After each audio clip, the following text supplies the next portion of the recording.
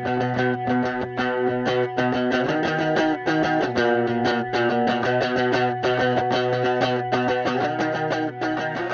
morning, Texas Hill Country. I'm Meteorologist Knollhoff. Thank you for joining us for another weekly weather broadcast on WEI-TV, broadcasting on Frequency YouTube. Let's take a look at this past week. Not a whole lot to talk about. We still had the big dome of high pressure over a good part of Texas. However, on Sunday, a little weakness in the mid-levels came from the north and drifted south across the Texas Hill Country and then whittled away into Mexico. It dropped only a little bit of rainfall across the east, primarily the eastern half of the Texas Hill Country. Some places got a trace amount, other places got up to 0.2 of an inch, but overall it was pretty generally a non-event. Most locations had zeros and no rainfall. And then the rest of the week was also very hot and very dry. So the question is, how hot has it been and how dry has it been?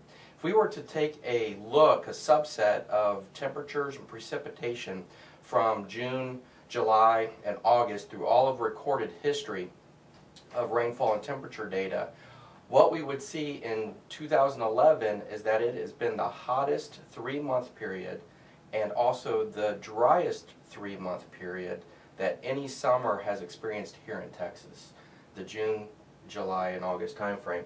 Pretty incredible statistics, I might say. And by the way, also, 81% of Texas is experiencing an exceptional drought. That is up 4% from 7 days ago.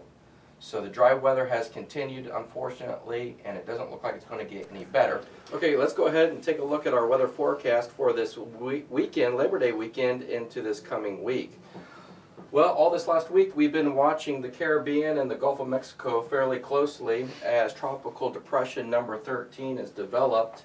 It's centered east of Texas, but its influence this weekend may move as far west as the Houston area, but we're still not expecting a whole lot of rain in the Texas part where this tropical depression could be influencing it. Actually, this depression is expected to go up into Louisiana, down into the deep south, and then make its way over to the mid-Atlantic, where they don't need additional rainfall right now. So we are not going to be influenced by Tropical Depression number 13, other than maybe some isolated showers or thunderstorms this afternoon across the Texas Hill Country. It's going to be a hot weekend on store for us. High temperatures are going to be in the hundreds and lows in the 70s, primarily today, Friday, into Saturday. Sunday, though, high temperature probably won't get up into the hundreds as we have an approaching cold front from the north, which will slide through by Sunday night, ushering in much cooler air temperatures, but unfortunately not a whole lot of rain is going to be associated with this front for Texas or the Texas Hill Country.